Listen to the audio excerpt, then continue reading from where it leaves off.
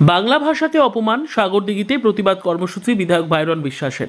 রাজ্যের মুখ্যমন্ত্রী মমতা বন্দ্যোপাধ্যায়ের নির্দেশে কেন্দ্রের স্বৈরাচারী শাসন ও বাংলা ভাষা বিরোধী নীতির বিরুদ্ধে রবিবার বিকেলে সাগরদিঘিতে এক প্রতিবাদ মিছিলের আয়োজন করা হয়।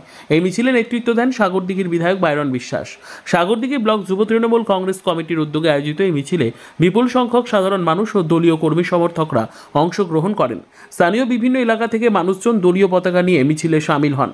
এই প্রতিবাদ মিছিলে বিধায়ক ভাইরন বিশ্বাস ছাড়াও উপস্থিত ছিলেন রেজাউল্লাহ বিশ্বাস, ইতি সাহা, সাজিবা খাতুন, যুবনেতা সুগার আলী, তায়েদুল ইসলাম, আসিফ আলী বিশ্বাস সহ একাধিক স্থানীয় নেতৃত্ব। নেতারা কেন্দ্রীয় সরকারের বিরুদ্ধে তীব্র ভাষায় আক্রমণ শানান এবং বিজেপির বিভাজনের রাজনীতির প্রতিবাদ জানান। বক্তব্যে তারা বলেন, বাংলার ভাষা, সংস্কৃতি ও গণতান্ত্রিক মূল্যবোধ রক্ষায় তৃণমূল কংগ্রেস সবসময় পাশে থাকব। তৃণমূল নেতৃত্ব জানিয়েছেন, আগামী দিনেও কেন্দ্রের জনবিরোধী নীতির বিরুদ্ধে রাস্তায় নামবে দল।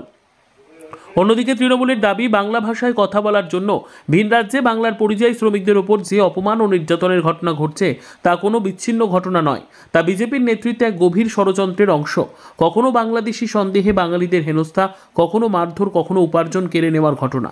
এই সব ঘটনার বিরুদ্ধে সরাসরি প্রতিবাদ জানাতেই মুখ্যমন্ত্রী এবার জঙ্গলমহলের পথে। অভিযোগ কি বলবেন?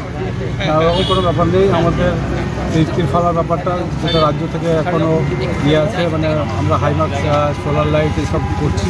তিরফালাটা সম্ভবত ব্যান্ড আছে এখন, ওটা আমাদের যেগুলো রাজ্য থেকে পাচ্ছি ওগুলো আমরা করছি। কতদিনের মধ্যে কাজ শুরু হয় বলে মনে হচ্ছে? এই কাজ চলছে, প্রতিটা অঞ্চলে কাজ চলছে। অনেকগুলো হাইমার্কস হয়ে গেছে অলরেডি, আরও লাগবে।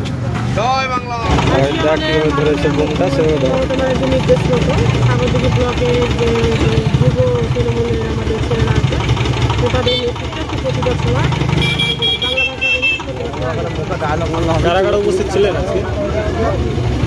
বিধায়ক, জেলা পরিষদ, পঞ্চায়েত প্রধান, পঞ্চায়েত সমিতি নির্মাণ, সভাপতি এবং বুথ লেভেল কর্মীগণ।